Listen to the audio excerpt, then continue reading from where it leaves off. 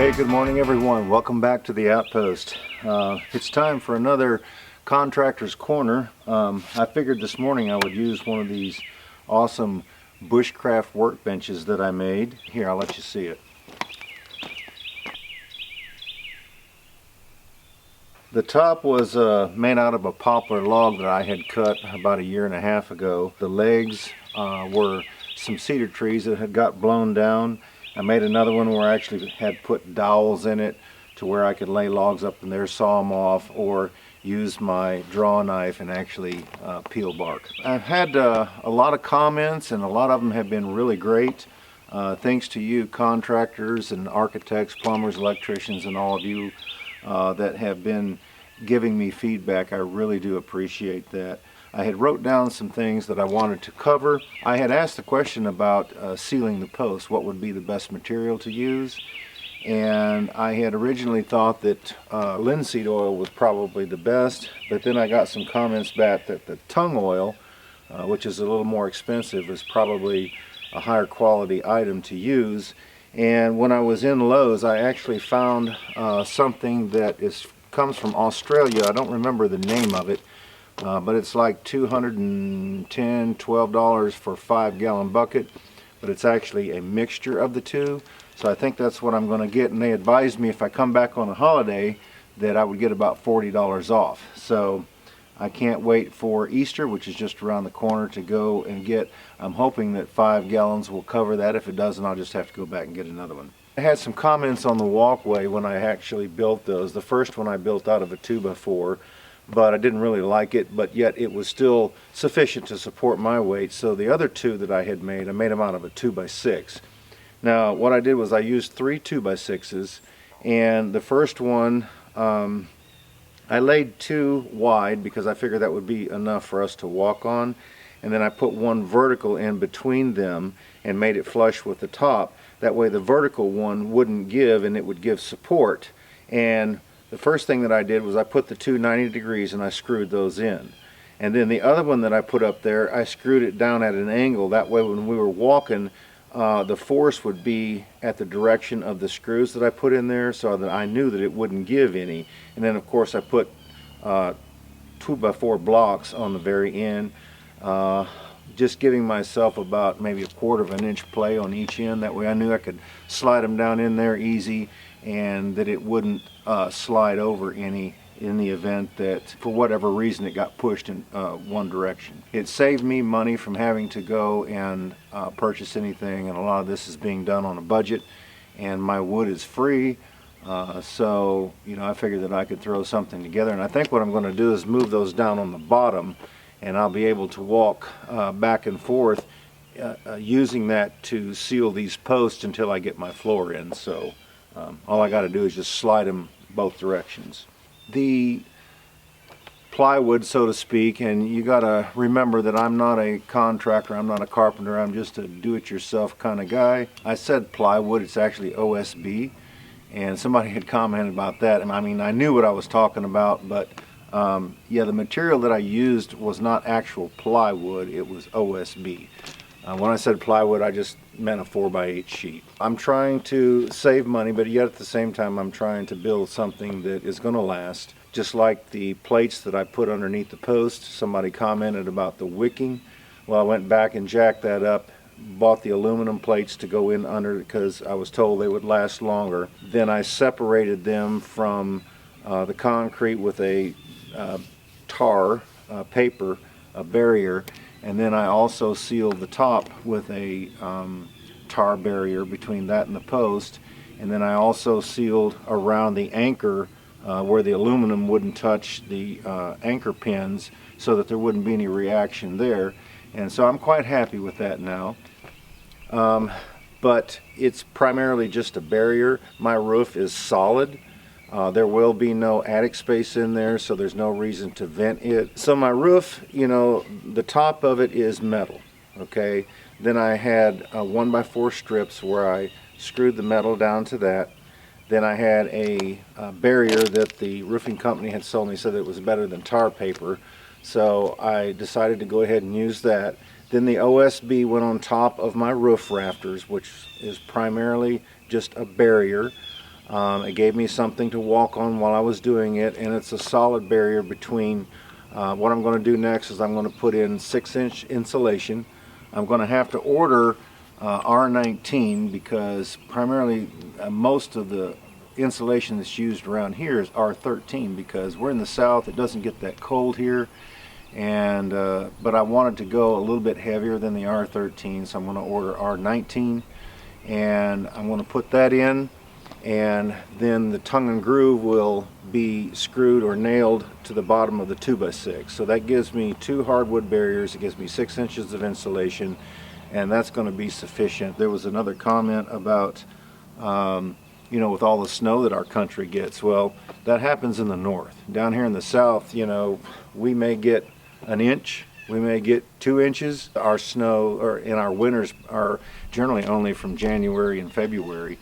It stays warm up into November, December, and then right now it's March. It's a little bit chilly this morning, but several days this past week I came in with just a short sleeve shirt. Yeah, that's the roof. You know, it's not going to be vented because like I said, there's no attic space in there. Also, the knee bracing, I've had comments on that. When I put the structure together, I used those 2x4s as I went up with everything else because I didn't have time to go to the woods and cut more larger trees and make all of the knee braces that go in there, because I knew my help was coming in and I was getting pushed for time, so I went ahead and braced it somehow. And the knee braces, they can always go in afterwards. That's something that I can do myself because they're only about 4 feet long. So that's something that's coming up real soon, that I'm going to go back in there and cut some of those and put those in. That way I can remove the 2x4s. The blocking between the rafters, I know that I may have said that I was going to cut a bunch of 24-inch blocks so that we could put the rafters together. Well, if I did that, the plywood wouldn't lay right. I mean, I knew what I meant in my mind, but I may have said it some other way, but your blocking is 22.5 inches. Because what you do is you take away the 3/4 on each side, which would make it center to center on your rafters. So you're blocking to make this rafter and this rafter 24 inches on center. You add the 3/4, you add the 22.5, then you add the other 3/4, and that makes 24 inches on center. Sometimes it may be just a slip of the tongue, so you all don't judge too quickly, too harshly. I knew what I meant, and as you seen the plywood go down, we just brought it up there, let it fall, so it went 24 inches center to center. Rafters, I also had a comment about the structure being very bulky and very strong, and why I only used 2x6 rafters. Well, I had intended on cutting rafters that were going to be 3 inches wide, 6 inches deep, and putting those in and putting the tongue and groove on the top side, just like I did the other cabin, where I could actually see all my rafters as well. Of course, they would have been spaced out a little farther because of the bulk of that material. And it was the cost of the roof too. When I started figuring that out, it was to put the tongue and groove on top and then put insulation on top of that. It was going to cost quite a bit more. So I redesigned the roof. I decided to use the 2x6s, put them closer together, put my tongue and groove on the bottom, and just use rolling insulation instead of a plywood with the styrofoam backing that I had used on the other cabin. I actually saved, I figured, about $2,000 by doing it this way.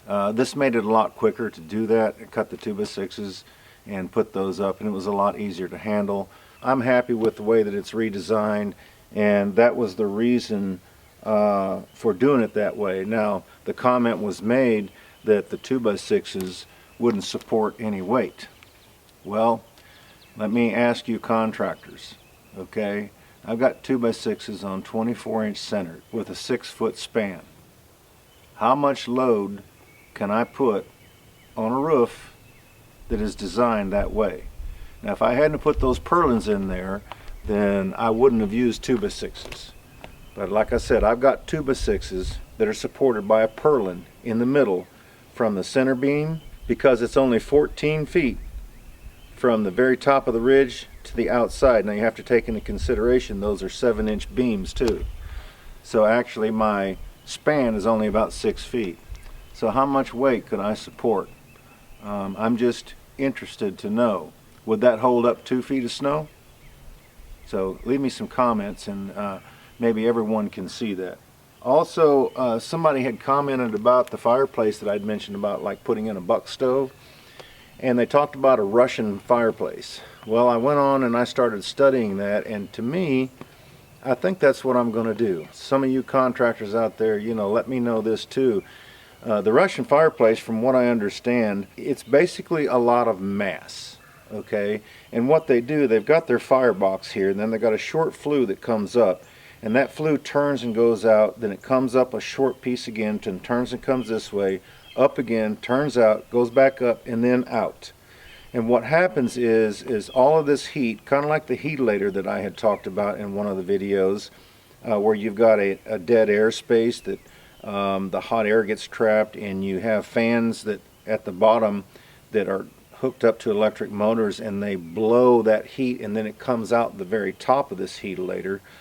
We increased our heat efficiency probably 50% at my grandfather's house by putting one of those in over just a standard fireplace.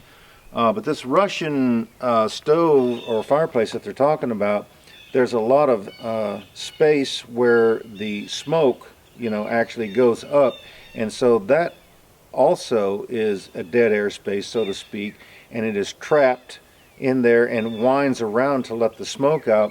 Well, what that does is that heats up all the block around it, where that continues to radiate heat once the everything gets hot, even if the fire goes out.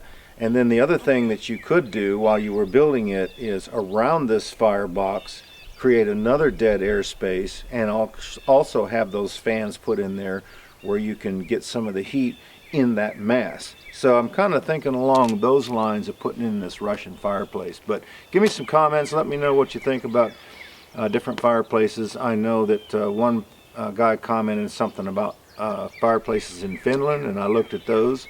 Those are really nice looking. I don't know, they're made out of soapstone, I think it was, but the cost of them, I'm kind of concerned about that, where I could do it with a bunch of block and just rock. So I don't know, you know, what is the best for me, the most efficient as far as money, and where it's going to return a lot of heat in the end. You know, also we've been getting a lot of comments on apparel and things that we have, and I want you all to go and check out the store. My son's been spending a lot of time on that. We are working with Teespring now, so if you go to the website, click on the store, it'll send you to Teespring, and he has come up with some fantastic designs, and they wanted to know, we've been getting questions about different colors and this and that, just, you know, so go there and check it out. That's another way that you can help support the channel. If you find something that you like, there you go. If you've got any ideas also on designs, you know, feel free to send it to us, because, you know, I want to make things that you guys would like, and you know, if we can do that, we're more than happy to. The siding, I've got a question. I'm actually working on siding right now, and I had cut these to go horizontal. Of course, you know, I wouldn't lose a lot if I cut them vertical, but my question would be to you guys, would lap siding or would board and batten be better? In my mind, the lap siding like this right here, I think would be better, because the water can drain from one to the other and go down, and only the corners I would have to seal. As opposed to board and batten running up and down, I feel like I would have to seal both sides of the batten. I'm curious as to, you know, which way would be the best in the long run. Would it be board and batten, or would it be lap siding? Also, I've got an idea on a rain catchment system. So what I intend on doing is sloping the gutter in this direction on the front and on the back. Here on the back side, what I want to do is take these two, one from that side and one from this side, and later on I'll have them turn and come in, and they will go down this center post, or they can both come from the corner right here and tie in together underground here. And right over here where I've got these wood piles right here, they will go out to the edge of the bank. Of course, all this wood won't be there later, but dig two holes, one higher than the other one, where the bottom of the first one has a pipe goes over and ties into the top of the second one. That way when the bottom one fills up, then it will gradually come and fill up the top one. And the bottom one have an electric pump that would run back towards the house. I would also have some sort of filter on that top one that would primarily filter out things like tree buds and pine cones and leaves and stuff like that, along with the guttering system having the guard over the top of it. But a way that I can catch the water, it can run into the barrel, and I can have rainwater, 1,000 gallons, hopefully, you know, between 500 and 1,000 at all times, because we do get a lot of rain in this area. That's the reason that there are so many trees, and it's so green in this area because of a lot of the rainfall. The mountains seem to catch the clouds as they come across, and so there's a lot of humidity here, and it's very dense vegetation and forests. But that way I would be able to hopefully have water all year round. And I'm thinking, you know, if I do that, should I even put in a well? Should I even bother with trying to dig the well, the cost and expense that's involved with that, and the system that I would have to put in that would filter the iron and the sulfur? That's the idea that I've got. So if any of you contractors, architects, or anybody has any experience in that type of thing, you know, please send me some feedback, because I'm kind of thinking along those lines. And another thing too, if you're watching these videos and you like this Contractor's Corner, you're going to have to read some of the comments too, because there's no way that I can really address everything on video, and I get a lot of feedback. So if this is something that you're interested in, pay attention to those comments, and you'll see a lot of the answers or comment that I receive on questions that I'm putting out there.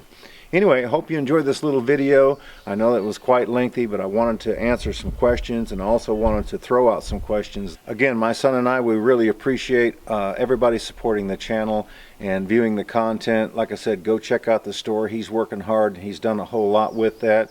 And if there is any question that you would like posed to the contractors and architects, feel free to put that down in there, because it was my desire to kind of create a channel where everybody could benefit as the outpost community here that we have with the numbers of people, to where you know, we could get information from these guys who specialize in different areas, and we can you know, take from that when we're doing our own projects and do a much better job. I'm going to go ahead and shut this down. I've got to get over there and get busy. Just want to say thank you so much for all your support and your interest in this segment of the Outpost. Everyone take care, and look forward to seeing you back up here in the future.